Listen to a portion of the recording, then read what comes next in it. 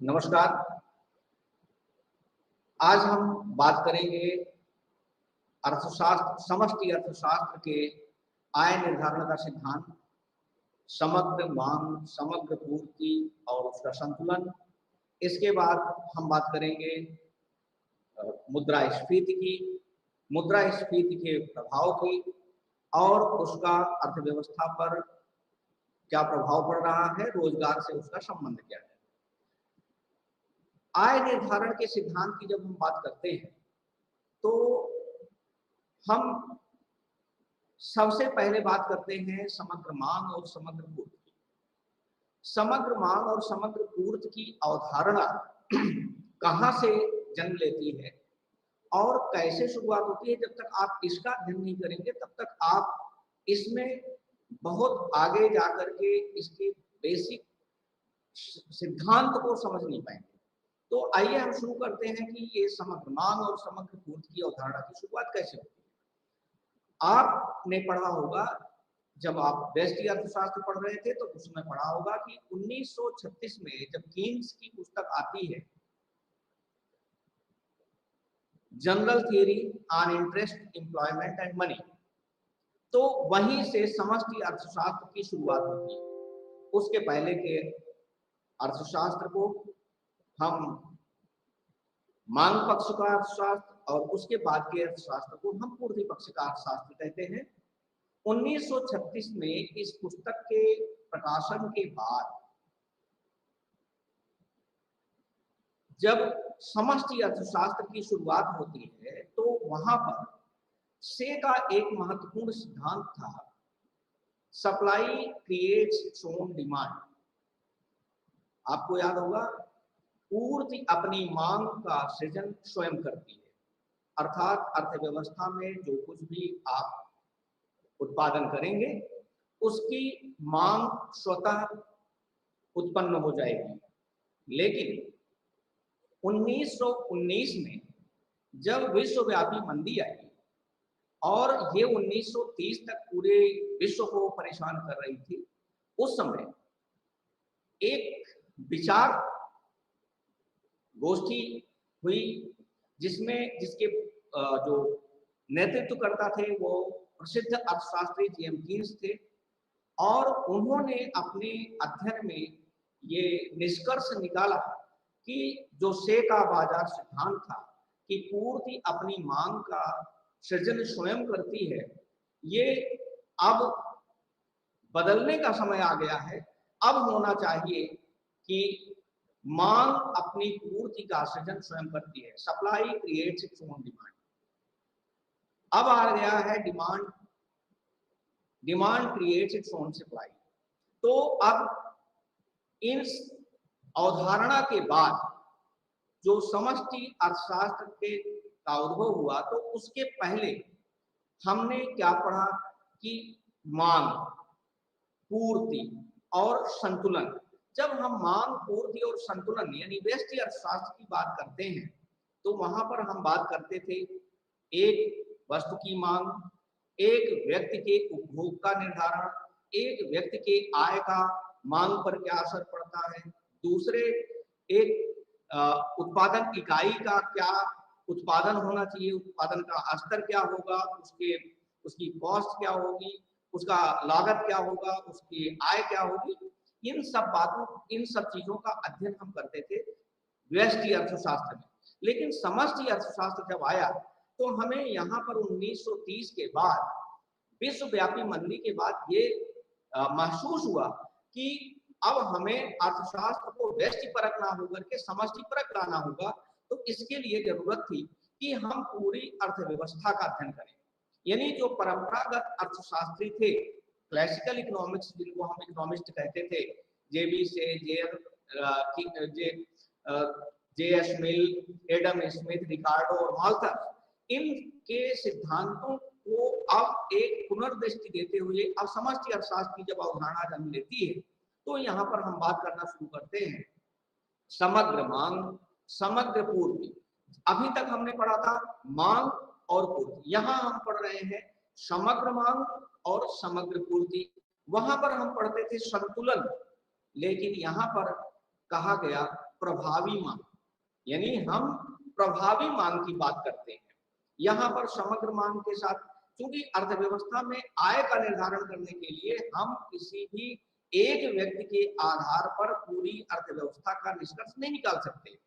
तो एक अर्थव्यवस्था में कितना उत्पादन किया जाना चाहिए, आय व रोजगार का स्तर क्या होना चाहिए, इन्हीं सब बातों की अवधारणा जन्म लेती है कीन्स की पुस्तक general theory on interest, employment and money में।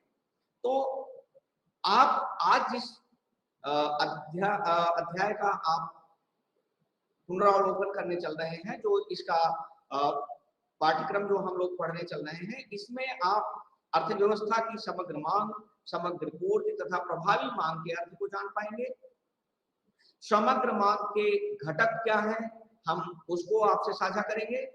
आय तथा रोजगार का संतुलन स्तर कैसे निर्धारित होता है, और निवेश गुणक की अवधारणा तथा कार्यशीलता को समझ पाएंगे। तो ये हमने अपने पूरे इस लेक्चर को आपके साथ चार पॉइंट्स में, चार बिंदुओं पर हमने बात करने के लिए सोचा है। देखिए, अब समग्र मांग की जब अवधारणा की हम बात करते हैं, तो किसी भी अर्थव्यवस्था की समग्र मांग क्या होती है, इसके लिए हमें जरूरत होती है कि पहले एक दिया हुआ कीमत स्तर हो, वस्तुओं और सेवाओं की कुल मांग हो, और एक समयावधि हो। इन तीनों पर ही हम इनका इस अवधारणा को प्रतिपादित कर सकते हैं। तो इसको हम कह सकते हैं कि किसी अर्थव्यवस्था की समग्र मांग को दिए गए कीमत स्तर पर वस्तुओं और सेवाओं की मांग के रूप में परिभाषित किया जाए। फिर से आप सुन लें, किसी अर्थव्यवस्था की समग्र मांग को एक दिए हुए कीमत स्तर पर वस्तुओं और सेवाओं की कुल मांग के रूप में परिभाषित किया जाता है। अब आपके लिए ये जानना जरूरी है कि कीमतें, जो दी हुई कीमतें मानी गई हैं यहाँ पर, उनका स्थिर होना बहुत जरूरी है। अगर हम, क्योंकि हम एक समयावधि की बात कर रहे हैं, समय बिंदु की बात कर रहे हैं, अगर हम कीमतों को स्थिर नहीं मानेंगे, इसमें अल्पकालिक परिवर्तन होते रहेंगे, तो हम इन समग्र मांग की अवधारणा को प्रतिपादित नहीं कर पाएंगे। तो इसके लिए पहला हमारा जो पहली शर्त है, वो है कि कीमतें दी हुई हो और स्थिर हो। हमने परिभाषा में ही बताया है कि दिए गए कीमत स्तर पर वस्तुओं और सेवाओं की कुल मांग। तो पहला शर्त है कि कीमतें दी हुई हो और स्थिर हो। अगर अल्पकाल में वस्तुओं और सेवाओं की कीमतें परिवर्तित होंगी, तो हम अर्थव्यवस्था में समग्र मांग की अवधारणा का मापन नहीं कर पाएंगे। अब समग्र मांग अर्थव्यवस्था के जो विभिन्न क्षेत्र हैं, उनकी प्रचलित कीमत स्तर, वस्तुओं और सेवाओं, ध्यान रखिएगा हम तीन बात कर रहे हैं, कीमत स्तर, प्रचलित कीमत स्तर यानी जो बाजार मूल्य में चल रहा है वो कीमत स्तर, वस्तुओं और सेवाओं का कुल उपभोग व्यय है, किस पर, बाजार के प्रचलित कीमत स्तर पर। तो हम अब ये प्रश्न उठेगा कि अर्थव्यवस्था में उपभोग करने वाले क्षेत्र कौन कौन से हैं, क्योंकि हमने जो अभी आपको डिफाइन किया वो है कि समग्र मांग एक माप है। किस चीज का माप है? अर्थव्यवस्था के विभिन्न क्षेत्रों द्वारा प्रचलित कीमत स्तर पर वस्तुओं और सेवाओं के उपभोग पर किया गया कुल व्यय। हमारे ख्याल से आपने अब तक नोट कर लिया होगा। तो हम अब यहाँ पर जो दूसरी बात कर रहे थे कि अर्थव्यवस्था में उपभोग करने वाले क्षेत्र कौन कौन से हैं। अगर उपभोग के क्षेत्र नहीं मालूम होगा तो फिर आप माप कैसे करेंगे? तो यहाँ ये ध्यान रखिए कि अर्थव्यवस्था का जो समस्त उत्पादन अर्थात अंतिम उपभोग के साथ भावी उत्पादन के लिए प्रयोग किया जाता है, उसी को आधार बनाकर हम उपभोग क्षेत्र को 4 क्षेत्रों में बांट सकते हैं, यानी 4 बिंदुओं पर उनकी पहचान कर सकते हैं। पहला परिवार, दूसरा उत्पादन इकाई जिसको हम कहते हैं फर्म, तीसरा सरकार और चौथा होता है शेष विश्व। आपको याद होगा कि जब हम राष्ट्रीय आय मापन की संकल्पना प्रतिपादित करते हैं, जब राष्ट्रीय आय की संकल्पना की बात करते हैं, तो भी हम इन्हीं 4 बिंदुओं पर राष्ट्रीय आय की संकल्पना प्रतिपादित करते हैं। परिवार, फर्म, परिवार जिसको हाउस होल्ड कहते हैं, फर्म जिसको उत्पादन इकाई कहते हैं, सरकार और शेष विश्व, इन 4 भागों में बांट करके आपको याद होगा C plus I plus G plus X minus M। C क्या है? परिवार यानी घरेलू उपभोक्ता क्षेत्र द्वारा किया गया उपभोग, और इसके बाद I investment, investment is equal to saving, मतलब हमेशा इन्वेस्टमेंट जो है, निवेश जो है वो हमेशा बचत के बराबर होता है। किसके द्वारा किया जाता है? फर्म के द्वारा किया जाता है। सरकार यानी गवर्नमेंट, तो C plus I plus G। G सरकार का व्यय कौन सा है? जो टैक्स के रूप में, कर के रूप में सरकार जो लेती है, वही गवर्नमेंट एक्सपेंडिचर के रूप में सरकार व्यय करती है। X माइनस M यानी विदेशों में की गई निर्यात प्राप्तियां और विदेशों से पर किया गया आयात व्यय। आयात जब करते हैं तो हम व्यय करते हैं, यानी पैसा हमारे देश से बाहर जाता है। निर्यात करते हैं तो प्राप्तियां होती हैं, अर्थात पैसा हमारे देश में आता है। तो इन दोनों का शुद्ध लाभ यानी शुद्ध प्राप्तियां x माइनस m, तो हमारा जो y is equal to C plus I plus G plus bracket में लिखते हैं x माइनस m, ये हमारा इक्वेशन बनता है।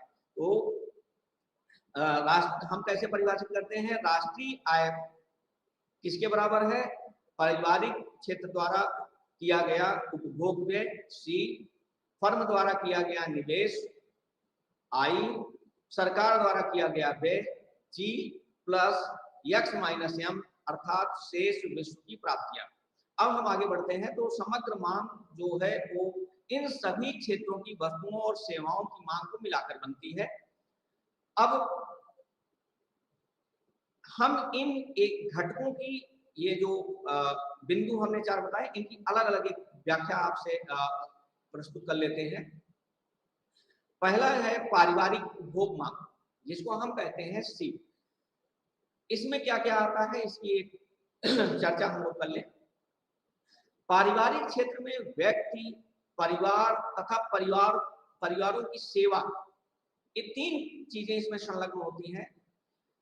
इसमें आप कभी कभी कुछ पाठ्य पुस्तक जो आपकी है, उसमें गैर लाभकारी संगठन भी संलग्न होते हैं, उनको भी हम इसमें शामिल कर लेते हैं।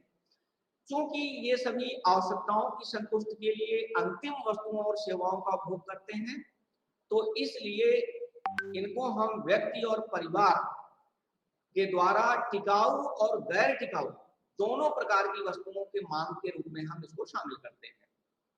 ध्यान रहे, आपको राष्ट्रीय आय की अवधारणा पढ़ते समय याद होगा राष्ट्रीय आय की परिभाषा क्या दिया गया था? एक दिए हुए वर्ष में उत्पादित समस्त अंतिम वस्तुओं और सेवाओं का मौद्रिक मूल्य ही राष्ट्रीय आय है। फिर से ध्यान रखिए, हमने क्या कहा था कि एक दिए हुए वर्ष में, अर्थात हम जब राष्ट्रीय आय का मापन करते हैं तो पहले क्या होना चाहिए? दिया हुआ वर्ष होना चाहिए। दिए हुए वर्ष में उत्पादित समस्त अंतिम वस्तुओं और सेवाओं, दोनों की बात हम कर रहे हैं, अंतिम वस्तुओं और सेवाओं का मौद्रिक मूल्य ही राष्ट्रीय आय है। तो यहाँ पर वही बात हम जब कर रहे हैं, पारिवारिक उपभोग मांग की बात जब हम कर रहे हैं, तो यहाँ पर भी हम उन्हीं अंतिम वस्तुओं और सेवाओं को शामिल कर रहे हैं जो अपनी आवश्यकताओं की संतुष्टि के लिए परिवार तथा परिवार की सेवा में संलग्न कोई भी संस्थाएं, संगठन और पारिवारिक क्षेत्र की इकाई, जिसको हम व्यक्ति कहते हैं, इन तीनों के द्वारा अंतिम वस्तुओं और सेवाओं का उपभोग पारिवारिक उपभोग मांग कहलाता है।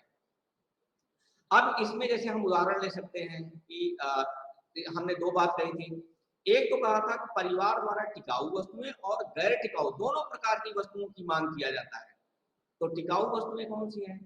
भाई, आप अगर मान लीजिए एक आपने कोई भी वस्तु खरीदा, वो 1 साल तो चलेगा नहीं। कुछ वस्तुएं होती हैं जो 1 वर्ष से ज्यादा समय के लिए यूज किया जाता है। टेलीविजन ले लीजिए, रेफ्रिजरेटर है, कपड़े धोने की मशीन है, car, scooter, motorcycle, furniture, computer, laptop, mobile, ये 1 साल के लिए तो आप खरीदते नहीं। तो ये टिकाऊ वस्तुएं। अब गैर टिकाऊ वस्तुओं में आप किन किन चीज को शामिल करते हैं? गैर टिकाऊ वस्तुओं में है खाद्य या गैर खाद्य वस्तुएं, अनाज, दालें, सब्जियां, फल, ये सब क्या है? गैर टिकाऊ वस्तुएं हैं जिनको हम उपभोग दैनिक जीवन में उपभोग करते हैं। कपड़े, जूते, श्रृंगार के सामान, ईंधन और दैत्य खाद्य पदार्थों को जो है, हम उनको भी इसी में शामिल करते हैं। अब पारिवारिक इकाइयों द्वारा इन्हीं सभी वस्तुओं की मांग की जाती है। अब सवाल ये होता है कि अगर हम समग्र मांग में केवल इन्हीं को शामिल करेंगे तो जो गैर लाभकारी संगठन है, जैसे धर्मार्थ ट्रस्ट है, धार्मिक संस्थान है, वो भी तो उपभोग कर रहे हैं, वो भी तो पारिवारिक सेवा क्षेत्र में लगे हुए हैं। तो इनको भी हम परिवारों की सेवा के लिए वस्तुओं और सेवाओं की मांग में शामिल करते हैं। क्योंकि हम इनको क्यों शामिल करते हैं? क्योंकि ये लाभ के उद्देश्य से काम नहीं करते। अगर ये संगठन लाभ के उद्देश्य से लाभ के उद्देश्य से काम करना शुरू कर देंगे, व्यवसायिक उद्देश्य से काम करना शुरू कर देंगे, तो इनको हम पारिवारिक उपभोग मांग में शामिल नहीं करेंगे। लेकिन जब तक ये गैर लाभकारी वस्तुओं के, गैर लाभकारी संगठन के रूप में कि गैर व्यवसायिक उद्देश्य से काम करते रहेंगे, तब तक हम इनको पारिवारिक उपभोग मांग में शामिल करते रहेंगे। उदाहरण ले लीजिए, जैसे बहुत जो ट्रस्ट हैं, धार्मिक संगठन है, गैर लाभकारी, जिसको एनजीओ आप कहते हैं, उनके ऑफिस है, स्टेशनरी है, फर्नीचर है, वाहन है, इन सब की मांग करते हैं। यह भी पारिवारिक उपभोग व्यय का मांग है। तो जो ये अपने ऑफिस को संचालित करने के लिए या अपने दैनिक क्रियाकलापों को संचालित करने के लिए मांग करते हैं, वो भी पारिवारिक उपभोग मांग का एक पार्ट होता है, एक भाग होता है। अब हमारा आता है उत्पादकों तथा फर्म की निवेश मांग। हमने जिसकी बात करी थी इन्वेस्टमेंट। अब यहां पर अगर हम बात करें तो फर्म, जिसको हम उत्पादक कह रहे हैं, आगे उत्पादन के लिए वस्तुओं और सेवाओं की मांग करते हैं। फर्म जो है वो उत्पादन क्रिया करते हैं, उस उत्पादन क्रिया के लिए उनको वस्तुओं और सेवाओं की, वस्तुओं की मांग कैसे? रॉ मटेरियल के रूप में। सेवाओं की मांग कैसे? लेबर के रूप में। वस्तुओं और सेवाओं की मांग करते हैं। अब फर्म किसी वस्तु का उत्पादन करने के लिए जो मांग करते हैं वही निवेश कहलाता है। अब निवेश के लिए जैसे मशीन है, मशीन, उपकरण, इन सब की मांग होगी, तो इन सब के लिए धन अर्थात निवेश की जरूरत पड़ेगी। और ये आगे उत्पादन के लिए मध्यवर्ती वस्तु के रूप में प्रयोग किए जाएंगे, जैसे पानी, बिजली, कच्चा माल, ये सब क्या है? मध्यवर्ती वस्तुएं। इनको हम उत्पादन के सहायक के रूप में, उत्पादन इकाई, अंतिम जो उपभोक्ता वस्तु है उसके मध्यवर्ती वस्तु के रूप में हम प्रयोग करते हैं। तो जो निवेश की मांग है वो वास्तव में कहां से आती है? इन्हीं मध्यवर्ती वस्तुओं, यानी किसी भी वस्तु को उपभोक्ता वस्तु में परिवर्तित करने के लिए, अंतिम उपभोक्ता वस्तु में परिवर्तित करने के लिए जो हम मांग करते हैं वही हमारी मांग या निवेश कहलाती है। निवेश के लिए ध्यान रखिएगा, धन कहां से आएगा? इसके लिए बचत। बचत कौन करता है? बचत करता है उपभोक्ता वर्ग। अपने उपभोग में से कुछ धन निकाल करके वो भविष्य की योजनाओं के लिए बैंकों में रखता है। यहां पर एक चीज और आपको बताते चले कि कोई भी बचत यदि निवेशित नहीं की गई है, यदि उसका निवेश नहीं हो रहा है, तो हम अर्थशास्त्र में उसको बचत नहीं मानते। यानी बचत को निवेश होना आवश्यक है। अगर आपने कोई भी धन निकाल करके तिजोरी में रख लिया या आपने उसको अप्रयोज्य रख लिया, अनयूटिलाइज्ड रख लिया, तो ऐसे बचत को हम अर्थशास्त्र में बचत नहीं मानते। तो इसलिए केन्सियन इकोनॉमिक्स की जब हम बात करते हैं, केन्सीय अर्थशास्त्र की अवधारणा की बात करते हैं, तो यहाँ पर बचत निवेश के हमेशा बराबर होगी। और दूसरी बात, सेवाओं की मांग। सेवाएं जो है, हम आप ध्यान रहे कि सेवाओं की जब मांग करते हैं तो लेबर के रूप में। लेबर क्या लेता है? देखिए, उत्पादन की 5 इकाइयां हैं: लैंड, लेबर, कैपिटल, एंटरप्रेन्योर और ऑर्गेनाइजेशन। लैंड भूमि, लेबर श्रम, कैपिटल पूंजी, एंटरप्रेन्योर साहसी या उद्यमी, ऑर्गेनाइजेशन मतलब संगठन। और इनके उपभोग के लिए क्या मिलता है? भूमि को मिलता है लगान, लेबर को अर्थात श्रम को मिलता है पारिश्रमिक, पूंजी को मिलता है ब्याज, और ऑर्गेनाइजेशन को, उद्यमी को मिलता है लाभ, और ऑर्गेनाइजेशन को मिलता है प्रतिफल। तो इसी इन्वेस्टमेंट को, कैपिटल को भी हम यहाँ पर निवेश कर रहे हैं, और लेबर को हम यहाँ पर जो श्रम है उन्हीं की मांग को हम सेवाओं के रूप में इसमें परिभाषित कर रहे हैं, और निवेश मांग को हम इसमें शामिल कर रहे हैं। ये निवेश मांग के एक अविभाज्य अंग है। अब आते हैं तीसरे क्षेत्र पर, सरकारी व्यय। सरकारी व्यय यानी जी, आपने Y = C पढ़ लिया, जिसको हमने उपभोक्ता मांग कहा, I पढ़ लिया, उत्पादक मांग कहा, अब जी, सरकारी व्यय। अब चूंकि सरकार एक महत्वपूर्ण क्षेत्र है जो जनता की भलाई के लिए वस्तुएं और सेवाएं खरीदता है। अब ये जो सरकार के द्वारा सभी जो क्रय या मध्यवर्ती वस्तुएं खरीदी जाती हैं, इनको हम सरकार द्वारा क्रय की गई मध्यवर्ती वस्तु के रूप में परिभाषित करते हैं, क्योंकि ये अंतिम उपभोक्ता वस्तु नहीं है। हम इनको एक मध्यवर्ती वस्तु के रूप में परिभाषित कर सकते हैं। जैसे निवेश करना, निवेश के बाद उत्पादन होगा, उत्पादन के बाद वो उपभोक्ता तक पहुंचेगा। लेकिन निवेश के एक माहौल के लिए, निवेश के उचित माहौल के लिए कानून व्यवस्था की जरूरत पड़ती है, सुरक्षा की जरूरत पड़ती है, शिक्षा की जरूरत पड़ती है, स्वास्थ्य की जरूरत पड़ती है, और ये सब उपलब्ध कराया जाता है सरकार द्वारा। अब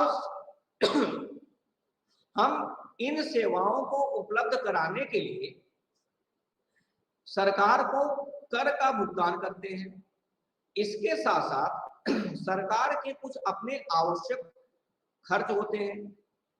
जैसे इन सेवाओं को संचालित करने के लिए, ये सेवाएं सरकार के विभिन्न मंत्रालयों या विभागों के द्वारा संचालित की जाती हैं। अब इन विभागों या मंत्रालयों या सरकार के तंत्र को संचालित करने के लिए, इनके रखरखाव के लिए सरकार वाहन, स्टेशनरी, फर्नीचर, वेतन, भत्ते, इन सब पर मुद्रा का व्यय करती है। अब ये जो सारी चीजें मुद्रा पर व्यय, मुद्रा का व्यय सरकारी व्यवस्था के संचालन के लिए, कानून व्यवस्था बनाए रखने के लिए, सुरक्षा सुनिश्चित करने के लिए, शिक्षा उपलब्ध कराने के लिए, स्वास्थ्य सेवाएं उपलब्ध कराने के लिए जो मुद्रा का व्यय किया जाता है, वही सरकारी व्यय का सब समग्र मांग कहलाता है। अर्थात सरकार जो कर के रूप में हमसे लेती है और सेवाओं के माध्यम से मध्यवर्ती वस्तु के रूप में जो समाज को या उपभोक्ता को या क्षेत्र, जो वाणिज्य जगत है, उसको जो उपलब्ध कराती है, वही सरकारी व्यय या समग्र मांग कहलाती है। चौथा है शेष विश्व द्वारा किया गया क्रय। अब आप जानते हैं कि हम वैश्वीकरण के युग में रह रहे हैं, इसमें देश एक दूसरे के साथ व्यापार विनिमय करते हैं। आज हम दो शब्दों की बात करते हैं, सेल्फ रिलायंट और सेल्फ सफिशिएंट, अर्थात आत्मनिर्भर और आत्मसंपन्न। कोई भी अर्थव्यवस्था आत्मनिर्भर तो हो सकती है, अर्थात जब हम अपनी आवश्यकता की अधिक से अधिक वस्तुएं संचालित कर रहे हैं, उत्पादित कर रहे हैं और उनका उपभोग कर रहे हैं, तो हम आत्मनिर्भर अर्थव्यवस्था कहलाते हैं। लेकिन जब हम अपने आवश्यकताओं की पूर्ति के लिए, अपने आवश्यकताओं के लिए शेष विश्व के साथ आर्थिक संबंध रखते हैं और उनसे क्रय विक्रय का संबंध स्थापित करते हैं, तो उसे खुली अर्थव्यवस्था कहते हैं। हम जिन देशों के साथ व्यापार करते हैं, अर्थात आयात या निर्यात करते हैं, उन्हें शेष विश्व की अर्थव्यवस्था कहा जाता है। अब शेष विश्व की अर्थव्यवस्था के साथ हम निर्यात करेंगे तो उनसे हमें प्राप्तियां होंगी, यानी हम हमसे आय होगा, और अगर हम उनको आयात करेंगे तो हमें उस आयात पर व्यय करना पड़ेगा। तो निर्यात से प्राप्तियां होंगी और आयात से व्यय होगा। तो घरेलू देश के परिवार, फर्म या सरकार द्वारा वस्तुएं और सेवाओं को जो खरीद होती है, उसको हम आयात व्यय के रूप में परिभाषित करेंगे। अब जो इन्हीं घटकों द्वारा, अर्थात परिवार, फर्म या सरकारी संस्थाएं, इनके द्वारा जो निर्यात किया जाएगा उसको निर्यात प्राप्तियां कहेंगे। इन दोनों के अंतर को, अर्थात निर्यात प्राप्तियां और आयात व्यय के अंतर को हम शुद्ध निर्यात कहते हैं, शुद्ध प्राप्तियां कहते हैं। जो शुद्ध निर्यात है, अर्थात निर्यात प्लस आयात, इन दोनों द्वारा इन दोनों के अंतर द्वारा जो हमें शुद्ध निर्यात प्राप्त हो रहा है, उसे हम शेष विश्व द्वारा घरेलू देश में वस्तुओं और सेवाओं की मांग के रूप में परिभाषित करते हैं। ये आपके लिए बहुत इंपॉर्टेंट है, इसको आप नोट कर लें कि शुद्ध निर्यात, एक लाइन में इसको परिभाषित कर लें कि शुद्ध निर्यात शेष विश्व द्वारा घरेलू देश में वस्तुओं और सेवाओं की मांग का माप है। ये एक लाइन की परिभाषा है। अब हम ये कह सकते हैं कि समग्र मांग परिवारों, फर्मों, सरकार तथा देश शेष विश्व द्वारा की गई मांग का योग है। फिर से क्या कह सकते हैं? समग्र मांग परिवारों, फर्मों, सरकार तथा शेष विश्व द्वारा की गई मांग का योग है। हम परिवारों की मांग को उपभोग, फर्मों की मांग को निवेश, सरकार की मांग को सरकार का क्रय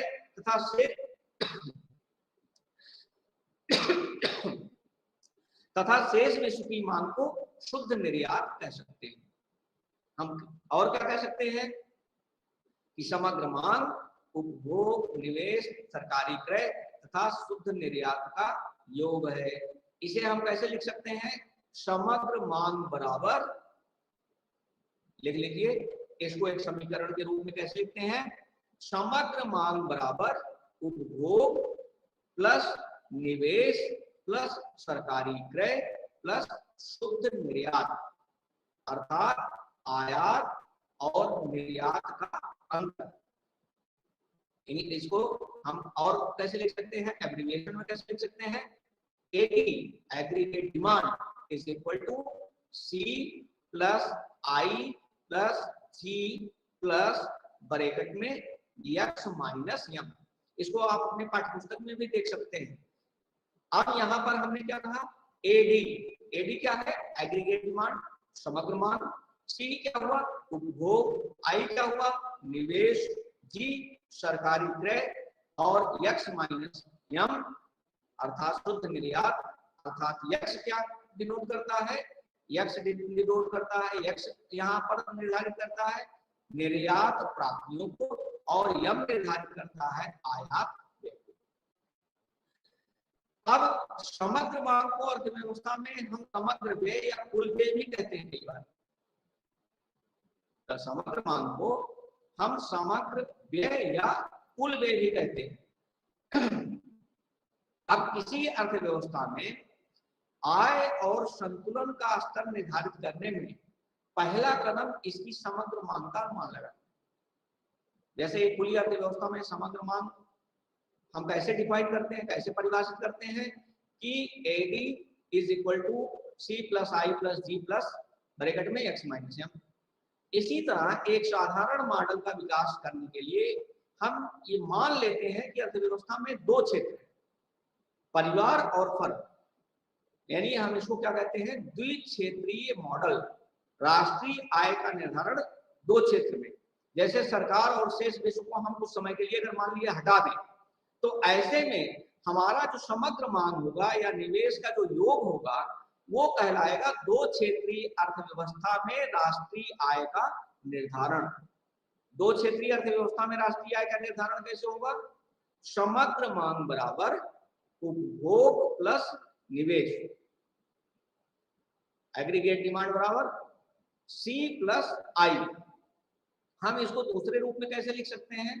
इसको दूसरे रूप में लिख सकते हैं aggregate supply is equal to C plus yes.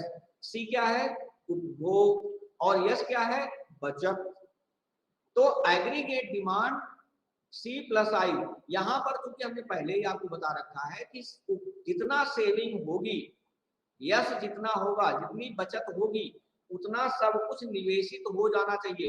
इसलिए कीन्सी अर्थशास्त्र में ये मान लिया गया है कि C I plus S, I is equal to S, अर्थात बचत हमेशा निवेश के बराबर होगा। तो हम इसको लिखे AD is equal to C plus I, या हम लिख सकते हैं AD is equal to C plus S, क्योंकि ब्रैकेट में लिख लीजिएगा S is equal to I always, हमेशा बचत निवेश के हमेशा बराबर होगा। अब आते हैं हम संतुलन के लिए। अब संतुलन हम क्या कहते हैं? एग्रीगेट डिमांड और एग्रीगेट सप्लाई। हमने आपको पहले बता रखा है कि उपभोग प्लस निवेश हम कहें, उपभोग प्लस निवेश बराबर उपभोग प्लस बचत, यानी C plus I is equal to C plus S. हमने क्या कहा? निवेश हमेशा बचत के बराबर होगा। तो अब इस तरह से अर्थव्यवस्था में आय का संतुलन स्तर उस बिंदु पर निर्धारित होता है, एक अर्थव्यवस्था में आय का संतुलन स्तर उस बिंदु पर निर्धारित होता है जहां समग्र मांग कुल उत्पादन के बराबर और निवेश बचत के बराबर हो।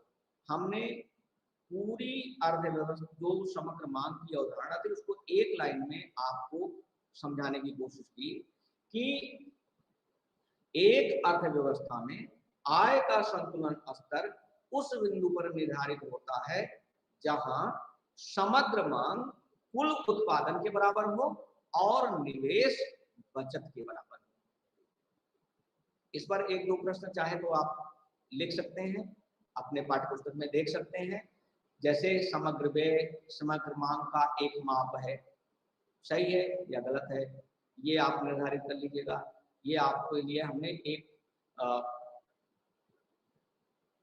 एक्सरसाइज दे दिया है कि पाठगत जो प्रश्न है, या जैसे हम कह सकते हैं कि एक अर्थव्यवस्था में निर्यात और आयात का अंतर क्या कहलाता है, ये भी एक प्रश्न बनता है जितना मैंने अभी आपको पढ़ाया। संतुलन की आय का शर्त कई बार आपसे जब आप परीक्षाओं में जाते हैं तो आपसे सीधे सीधे इक्वेशन के रूप में, समीकरण के रूप में पूछ लिया जाता है। तो वहां पर यह पूछा जाता है कि संतुलन आय की शर्त किस प्रकार से निर्धारित होती है? A C plus C is equal to S, अर्थात उपभोग बराबर बचत। B उपभोग प्लस निवेश बराबर उपभोग प्लस बचत। सी उपभोग प्लस बचत बराबर बचत प्लस निवेश, और डी बचत बराबर आय।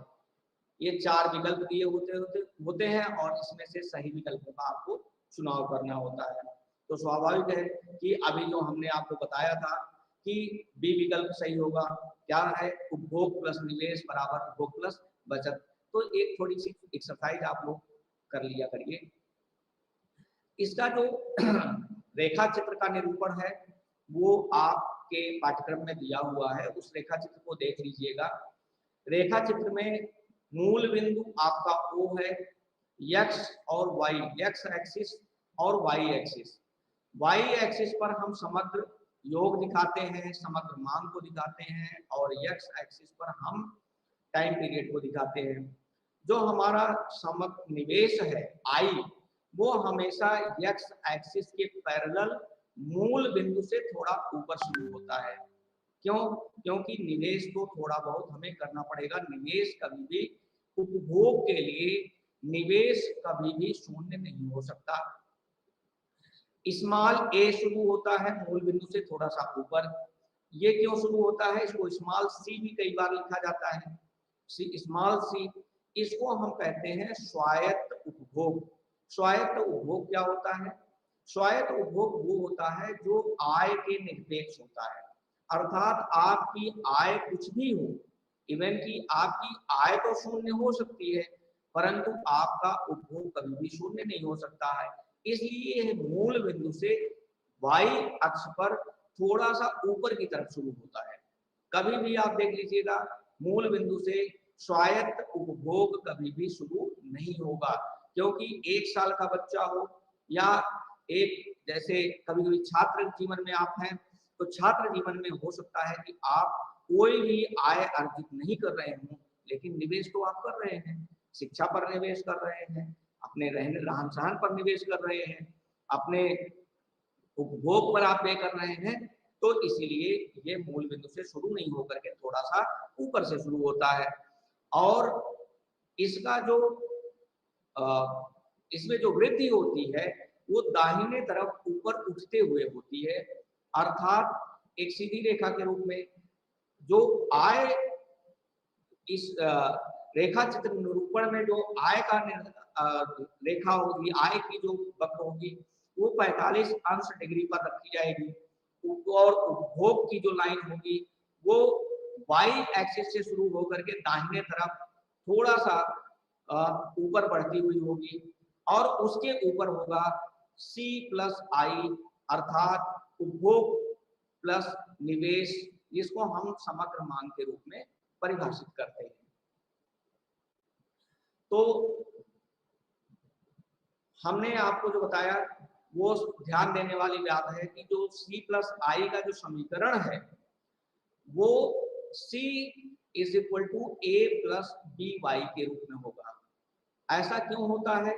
क्योंकि I को हमने बताया कि x अक्ष के समानांतर एक स्थिर राशि है, निवेश एक स्थिर राशि है, इसलिए हम C प्लस I को लिख सकते हैं C प्लस I। इसको आप अगर नोटबुक लिए हो, पेन और आपके हाथ में हो तो नोट कर लीजिए। हम क्या कह सकते हैं? C plus I is equal to small a plus small b capital Y plus I का मतलब कैपिटल I।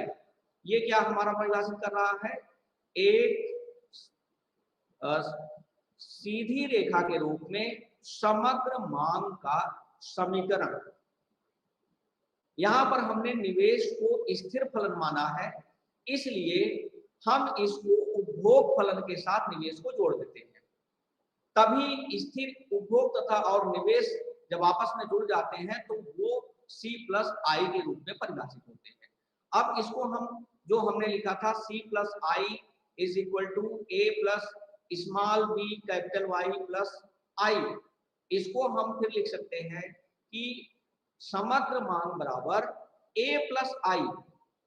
A स्मॉल होगा जो स्वायत्त निवेश को दिखा रहा है, स्वायत्त उपभोग को दिखा रहा है, और I कैपिटल I है जो इन्वेस्टमेंट को अर्थात निवेश को दिखा रहा, तो ब्रैकेट में लिखा जाएगा small a plus capital I bracket बंद प्लस स्मॉल b और y क्या है, आय है, और b क्या है, यहां पर स्वायत्त उपभोग अर्थात उपभोग फलन है।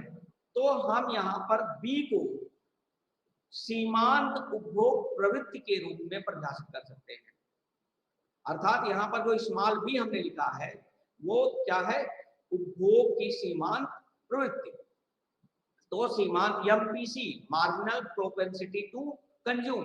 अब हम कह सकते हैं कि उपभोग फलन जो हमारा है वो A अर्थात स्मॉल a से प्रारंभ होता है, और समग्र मांग जो है अर्थात C प्लस I वो कहां से प्रारंभ होगा, स्मॉल a प्लस I से प्रारंभ होगा, जो C से ऊपर की राशि के बराबर होगा। अब C से C प्लस I तक जाने में जो आपको दिखता है आपके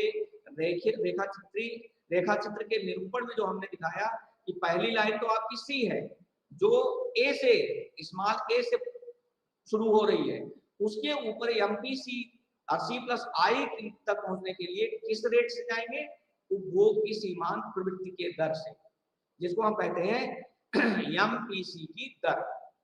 इसलिए C और C प्लस I एक दूसरे के हमेशा समानांतर होते हैं। क्या होते हैं, समानांतर होते हैं। C और C प्लस I एक दूसरे के समानांतर होंगे।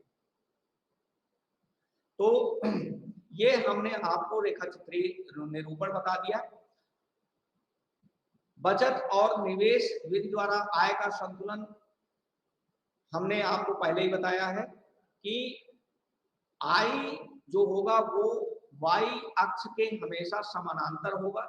क्यों होगा, क्योंकि संतुलन की शर्त है कि C plus I is equal to C plus S, अर्थात उपभोग प्लस निवेश बराबर उपभोग प्लस बचत। इससे ये संकेत मिलता है कि जो I है वो यश के बराबर ही होगा। ये मैं आपको कई बार बता चुका हूं कि बचत निवेश के बराबर होगा केंद्रीय अर्थशास्त्र में हमेशा। तो इसलिए समग्र मांग कुल उत्पादन के बराबर होगा। जब समग्र मांग कुल उत्पादन के बराबर होगा तो बचत भी निवेश के बराबर होगा। इसका तात्पर्य ये हुआ कि जिस बिंदु पर हम बचत और निवेश बराबर होते हैं उसी बिंदु पर आय का संतुलन स्तर निर्धारित होता है। इसको आपने देखा भी होगा। अब गुणक की अगर हम जहां तक बात कर रहे थे, अभी हमने जो MPC की बात किया है, अब मल्टीप्लायर इफेक्ट, इसको गुणक के रूप में अगर हम थोड़ी सी परिभाषित कर दें तो कोई भी अर्थव्यवस्था प्रतिवर्ष अपनी आय के संतुलन स्तर में वृद्धि लाना चाहती है। और आप ये जानते हैं कि आय में वृद्धि जो होती है वो आर्थिक समृद्धि की अभिव्यक्ति है, जो जनसंख्या के रहन सहन के स्तर में वृद्धि लाने के लिए अनिवार्य है। इसे प्राप्त करने के लिए अर्थव्यवस्था को निवेश के स्तर में वृद्धि लानी चाहिए, और निवेश में वृद्धि से आय में कई गुना वृद्धि होती है। अब ऐसी दशा अगर है तो इसमें वृद्धि को, निवेश में वृद्धि किस दर से होगी, कितने गुना होगी, ये डिपेंड करेगा, ये इस चीज पर निर्भर करेगा कि हमारा गुणक का स्तर कितना है। एक इसको उदाहरण से समझने की कोशिश करेंगे। मान लीजिए एक अर्थव्यवस्था में निवेश 100 करोड़ से बढ़कर के 150 करोड़ रुपए हो जाता है, तो निवेश में वृद्धि कितनी हुई, 150 माइनस 100 बराबर 50 करोड़। अब हमें ये उम्मीद करनी चाहिए कि आय के स्तर में लगभग 100 करोड़ रुपए की वृद्धि हो जाए। क्यों, क्योंकि 100 बराबर 2 गुणे 50, लेकिन ये 2 कहां से आए। अगर हम ये कह रहे हैं कि 2 गुणे 50, तो इसका मतलब हुआ कि आय में जो वृद्धि हुई वो निवेश की 2 गुना। तो निवेश में दी हुई जो ये वृद्धि है, 2 गुना जो वृद्धि है, इसी को हम निवेश गुणक कहते हैं। अब इस निवेश गुणक को कैसे प्राप्त किया जाएगा, इसे हम थोड़ा सा समझाने की आपको कोशिश करते हैं। देखिए, निवेश गुणक के लिए आपको डेल्टा वाई लिखा जाता है, एक छोटा सा त्रिभुज होता है, वाई लिखा जाता है, इसको हम डेल्टा कहते हैं, और ये दिखाता है आय में परिवर्तन, और डेल्टा आई दिखाता है निवेश में परिवर्तन को। अगर हम ये मान ले, जैसे हमने उदाहरण में माना कि 50 गुणे 2 यानी 100 करोड़ के बराबर निवेश हुआ, तो इसको हम मान लें कि 2, तो हमारा मल्टीप्लायर क्या हुआ, गुणक क्या हुआ, 2 के बराबर हुआ। तो हम लिख सकते हैं कि के, हमेशा गुणक को, मल्टीप्लायर को के से दिखाते हैं। K is equal to delta Y upon delta I, अर्थात गुणक बराबर राष्ट्रीय आय में परिवर्तन बटे निवेश में परिवर्तन। हम दूसरे रूप में परिभाषित कर सकते हैं इसको। वैसे सामान्य रूप से हम लिखते हैं कि K is equal to delta I upon delta Y upon delta I. तो इसको अगर हम परिभाषित करें तो आय में आनुपातिक वृद्धि, आय में आनुपातिक वृद्धि अर्थात delta Y is equal to K गुणक। हमने क्या किया, वाई को ले लिया बाएं पक्ष में और के को ले लिया दाएं पक्ष में, पक्षांतर जिसको आप कहते हैं। पक्षांतर अगर हम कर दें तो delta Y is equal to K into delta I. अब क्या हुआ, ये इससे क्या हमें मिला, अर्थात आय में वृद्धि निवेश गुणक बराबर, निवेश गुणक में के बराबर जितने निवेश में वृद्धि होगी वो निवेश गुणक के बराबर होगी। आय में वृद्धि कितनी होगी, जितना निवेश गुणक होगा उसके बराबर। निवेश गुणक कितना था अभी पिछले उदाहरण में, 2। हमने कहा 100 करोड़ की इन्वेस्टमेंट हुआ, अगर ये बढ़ करके 150 करोड़ हो जाए तो आय में कितनी वृद्धि हुई। अगर निवेश गुणक हमारा 2 है तो परिवर्तन कितना हुआ था, 100, 150 माइनस 100, 100 से बढ़ करके 150 हुआ तो 50 करोड़ निवेश में वृद्धि हुई। गुणक हमारा 2 है तो हमारा कितना हुआ, आय में वृद्धि 100 करोड़। तो उसी को हम यहाँ परिभाषित कर रहे हैं कि delta Y is equal to K into delta I. तो ये हमारा था निवेश गुणक। के हमेशा 1 के बराबर होगा और डेल्टा वाई हमेशा डेल्टा आई के बराबर होगा। अब निवेश गुणक की व्युत्पत्ति कहां से होती है, निवेश गुणक आता कहां से। अब निवेश गुणक का मूल्य अगर मान लीजिए 3 हो जाए तो हमारा जो आय में वृद्धि होगी वो 50 गुणे 3 हो जाएगी, अर्थात 150 करोड़ हो जाएगी। अगर ये निवेश गुणक 4 हो जाए तो हमारी जो आय में वृद्धि है वो 4 गुना हो जाएगी, अर्थात 50 गुणे 4 यानी 200 करोड़ रुपए हो जाएगी। तो निवेश गुणक का जितना ऊंचा मूल्य होगा हमेशा राष्ट्रीय आय में वृद्धि उतनी ही ज्यादा होगी। लेकिन यहाँ पर हम आपको एक चीज और बता दें कि निवेश गुणक का मूल्य किस चीज पर निर्भर करता है, उपभोग की प्रवृत्ति पर निर्भर करता है। अर्थात हमारा उपभोग जितना अधिक होगा निवेश गुणक उतना ही ऊंचा काम करेगी, उतना ही अधिक होगी। अर्थात हम एमपीसी को 1 माइनस एमपीसी के रूप में भी लिख सकते हैं। कैसे लिख सकते हैं, 1 माइनस एमपीसी। अब ये तो क्या हुआ, 1 minus MPC is equal to MPS, marginal propensity to save, बचत की सीमांत प्रवृत्ति। बचत की सीमांत प्रवृत्ति का मतलब क्या हुआ कि अगर हमारा एमपीएस का मूल्य कम है तो एमपीसी का मूल्य अधिक होगा। मान लीजिए 1 रुपया है, 1 रुपए में से हम 80 पैसा उपभोग कर लेते हैं तो हमारी बचत कितनी हुई, 20 पैसा। तो एमपीसी है कितना, 80 पैसा, और एमपीएस कितना हुआ, 20। तो इसीलिए हम कह रहे हैं 1 minus MPC is equal to MPS. MPS जितना एमपीसी अधिक होगा, एमपीएस कम होगा। अगर एमपीएस अधिक होगा तो एमपीसी कम होगा, दोनों में हमेशा विपरीत संबंध होगा। और निवेश, अगर एमपीएस अधिक होगा तो निवेश गुणक कम होगा, अगर एमपीसी अधिक होगा तो निवेश गुणक अधिक होगा, हमेशा याद रखिए। और निवेश गुणक हमेशा अर्थव्यवस्था के लिए अच्छा होता है। निवेश गुणक को आप कैसे निकालेंगे?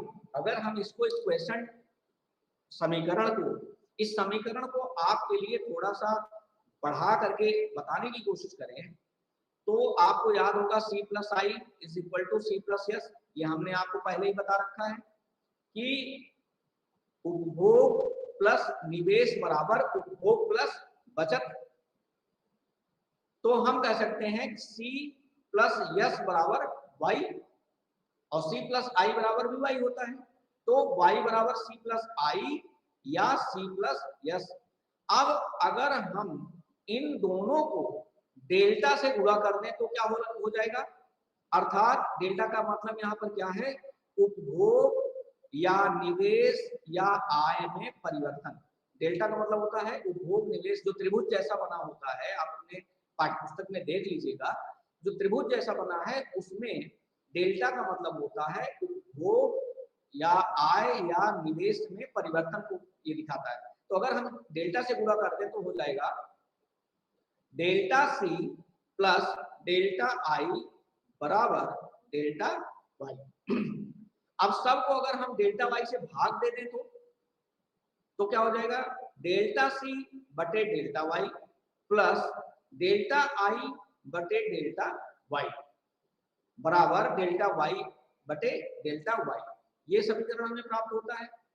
फिर से सुन लीजिए, डेल्टा सी बटे delta Y plus delta I बटे डेल्टा वाई, क्योंकि हम डेल्टा वाई से भाग दे रहे हैं, बराबर क्या हुआ? Delta Y upon delta Y. अर्थात हमने क्या किया, C plus I, delta C plus delta I बराबर डेल्टा वाई को डेल्टा वाई से भाग दे दिया। तो हमें क्या प्राप्त हुआ? डेल्टा सी बराबर बटे डेल्टा वाई, ये क्या दिखा रहा है? एमपीसी। और delta I by delta Y क्या दिखा रहा है? अगर हम इसमें एमपीसी जोड़ दें तो दोनों बराबर होता है 1 के। तो अगर हम इसको थोड़ा सा पक्षांतर कर दें, delta C by delta Y MPC हो गया। तो डेल्टा आई और डेल्टा वाई को वहीं रखते हैं बाएं साइड में और एमपीसी को लेके चलते हैं दाहिने साइड में।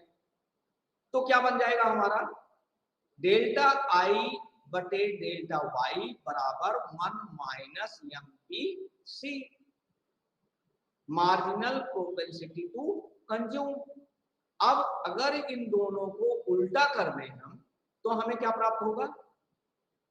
डेल्टा वाई ऊपर चला गया, डेल्टा आई नीचे आ गया। तो डेल्टा वाई बटे डेल्टा आई बराबर 1 अपान 1 माइनस एमपीसी। हमने आपको पहले ही बताया था कि 1 माइनस एमपीसी बराबर होता है 1 माइनस एमपीसी किसके बराबर होता है? एमपीएस के। तो हम इसको लिख सकते हैं delta Y is equal to delta I is equal बराबर 1 अपान एमपीएस। दोनों बात एक ही है। निवेश गुणक क्या हमारा कहलाया? अब देखिए, delta Y upon delta I को हम कहते हैं निवेश गुणक अर्थात के। तो हम इसको क्या लिख सकते हैं? निवेश गुणक इज इक्वल टू के। निवेश गुणक को किससे दिखा रहे थे? आपको याद होगा, अभी मैंने अपने इस अध्ययन में पहले ही बताया था कि निवेश गुणक को हम के से दिखाते हैं। तो K is equal to 1 upon 1 minus MPC, या फिर हम लिख सकते हैं 1 upon MPS.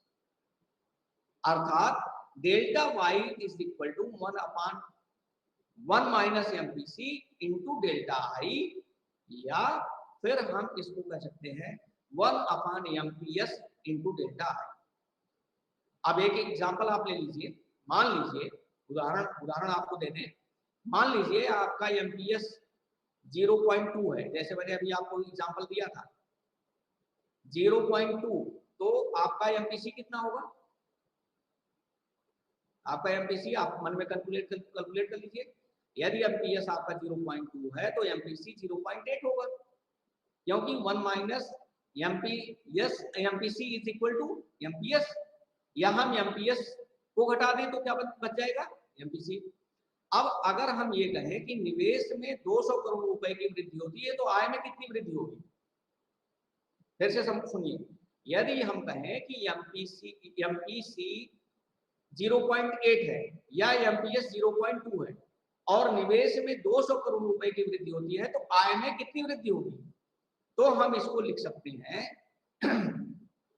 Delta Y is equal to 1 upon MPS into delta I.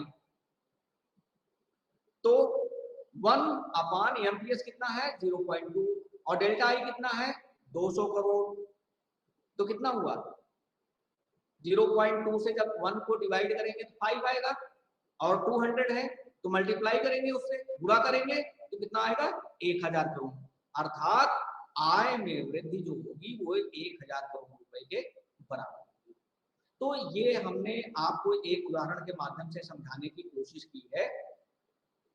तो इस पार्ट में आपको थोड़ा सा ये समझ में आया होगा कि एमपीएस क्या है, एमपीसी क्या है। एमपीसी अधिक है तो गुणक कम होता है, या एमपीएस अधिक होता है तो गुणक कम होता है। एमपीसी और एमपीएस में संबंध क्या होता है। अब थोड़ा सा एक चीज और हम आपको इसी में बता दें कि आधिक्य मांग क्या होती है। आधिक्य मांग उस स्थिति को कहते हैं जब समग्र मांग अर्थव्यवस्था के संभावी उत्पादन के स्तर से अधिक हो जाती है।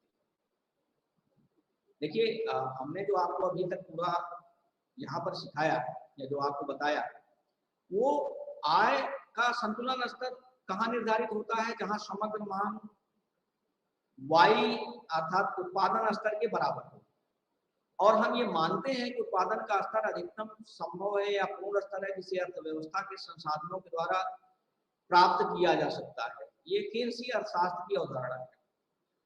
अब इसका अर्थ ये हुआ कि अर्थव्यवस्था का उत्पादन पूर्ण रूप स्तर से आगे नहीं बढ़ेगा। अब निवेश के माध्यम से उत्पादन या आय में वृद्धि अगर निवेश गुणक की क्रियाशीलता के कारण होती है तो अर्थव्यवस्था की ऐसी स्थिति के विषय में आप विचार करें जो पहले से उत्पादन के पूर्ण स्तर पर कार्य कर रही है, तो उस स्तर पर निवेश में वृद्धि होती है। अगर होती है तो क्या होगा, क्या उत्पादन का स्तर बढ़ेगा या अर्थव्यवस्था का उत्पादन नहीं बढ़ेगा।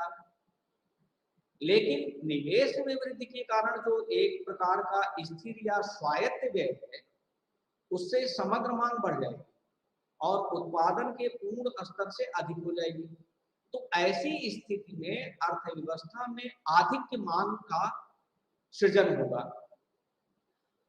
तो आधिक्य मांग को हम इसीलिए परिभाषित करते समय कहते हैं कि आधिक्य मांग उस स्थिति को कहते हैं जब समग्र मांग अर्थव्यवस्था के संभावी उत्पादन के स्तर से अधिक हो जाती है।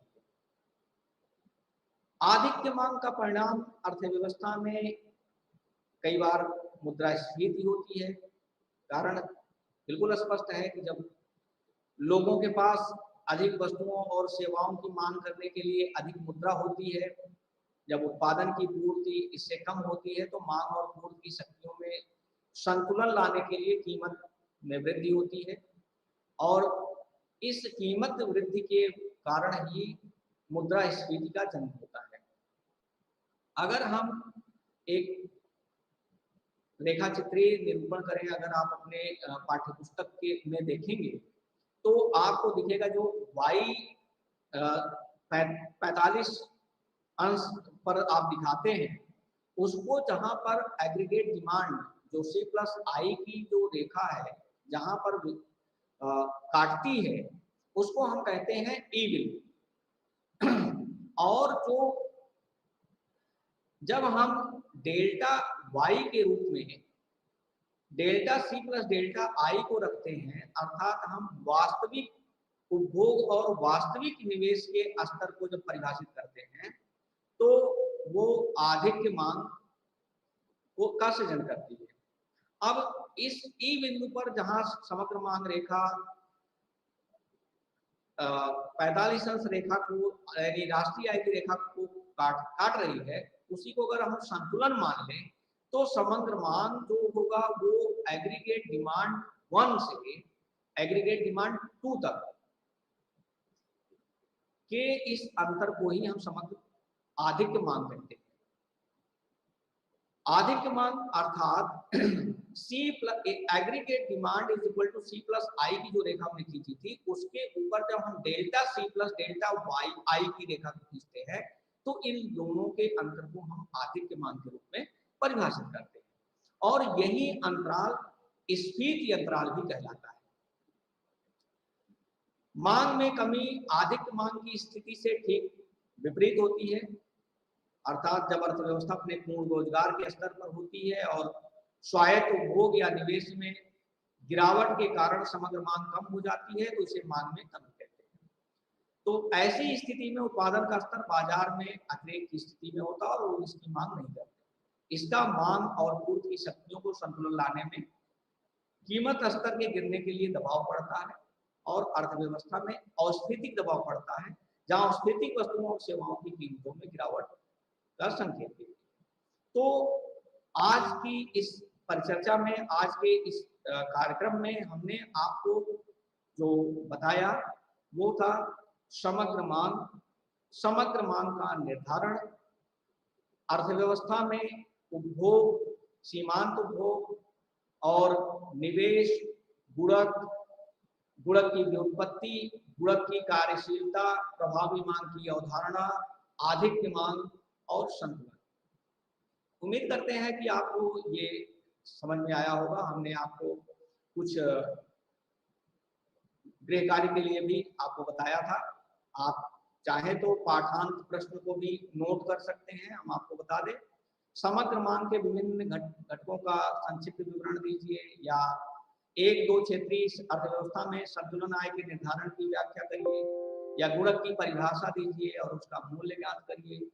अगला प्रश्न लिख सकते हैं, गुणक की क्रियाशीलता को विभिन्न चक्रों द्वारा कैसे व्याख्यायित किया जा सकता है, इसको परिभाषित करिए। आधिक्य मांग की परिभाषा दीजिए और इसका रेखाचित्रीय निरूपण करिए। तो ये आज का पाठ्यक्रम यहीं तक।